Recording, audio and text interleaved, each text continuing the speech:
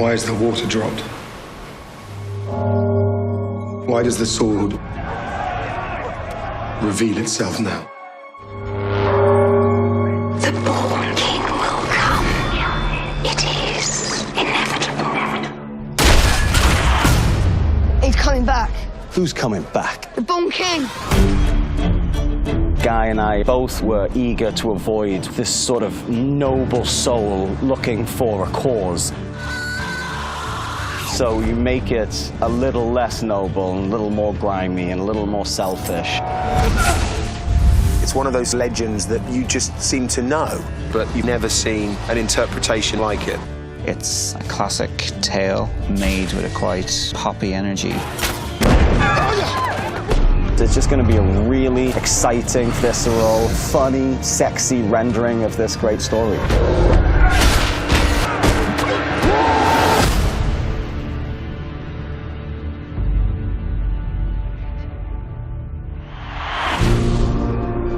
It's hard to pinpoint the time that you first encountered the story. Was this famous king real? Was he not? There are obviously historians who believe he might have been.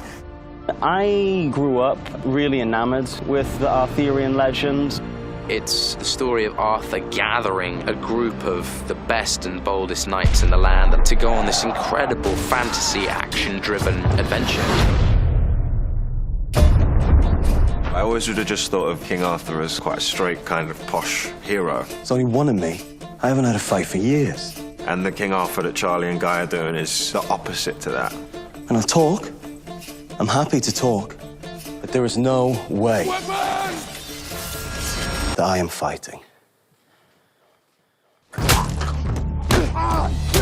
The noble, righteous band of knights gallivanting around the countryside, selflessly fighting for those that are in need is interesting, but we've also seen that a million times before. So I think it's really smart that they did something a bit different. This is the sort of beginnings of Arthur. You have to start with Arthur's father, Uther Pendragon. He's just a king who's a legend reigning over his people and his kingdom. We don't know what's occurred with Uther and his brother Vortigern prior to now. Hold the crown. Hold it steady. We're straight into the action and into Uther having to defend his people. Vortigern ends up taking the throne from Uther.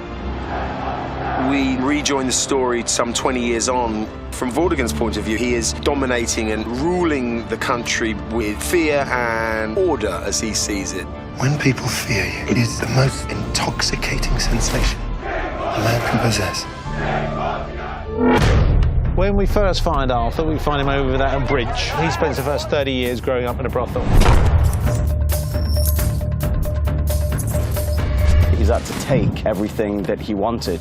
It's like a starving wolf, sort of dangerous and feral, but sort of sophisticated. Arthur has been raised with two other orphans, Backlack and Wetstick.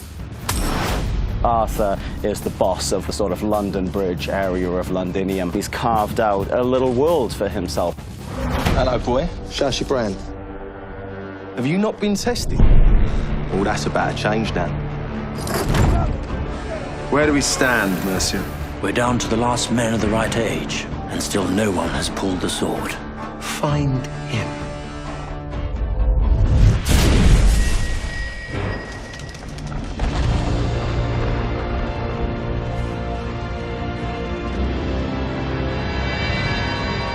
You're quickly becoming a legend.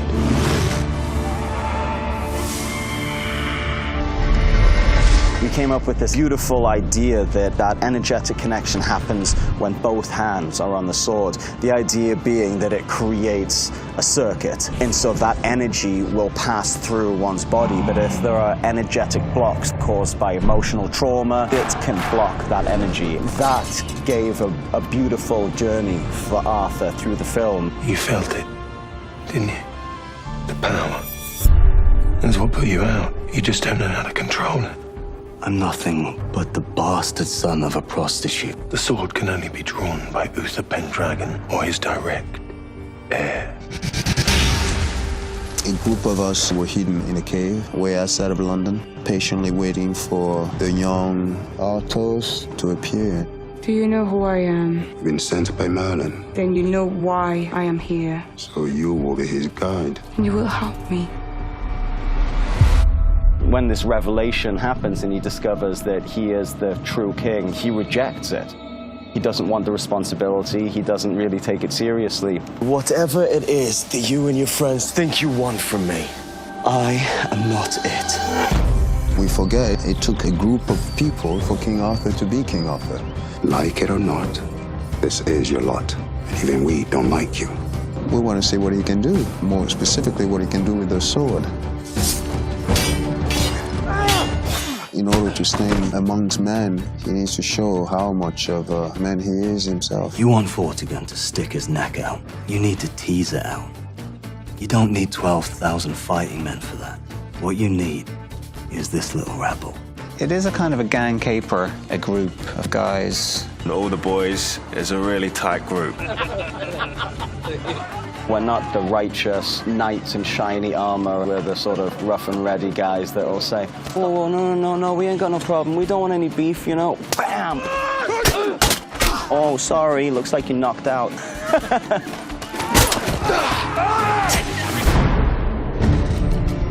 We're fans of the fairy tales that we were read as kids, of stories of dragons, stories of magic swords, stories of wizards and witches, the excitement and the action and battles. And we very much wanted to do our modern version of that. Guy has a great love for the class structure, for folklore. It's that kind of curiosity that fuels and links, in a way, his early work to this. I love that. 3 or 4 years ago, I was beavering away on the Arthurian legend, and then this one came along, and it had 300-foot elephants in it, and it was conspicuous about the fantasy element, and that's what changed everything. I've known Guy for a long time and was intrigued to see what his take on this world would be. So I was quite surprised actually in terms of the level of fantasy and just how far you could take some of these ideas, and found it really entertaining. Obviously, I'm a filmmaker, so I'm drawn to things that lend themselves to some visualization. I suppose like the same way as in Sherlock, I thought I could do a job with this. I wasn't sure what I could do with it, and I was outside of my comfort zone. He always seems to be a director who wants to root it all in some kind of sense. What Guy has done is said, no, 85% of this film is about character and storytelling, and then we're going to just sprinkle some magic on top.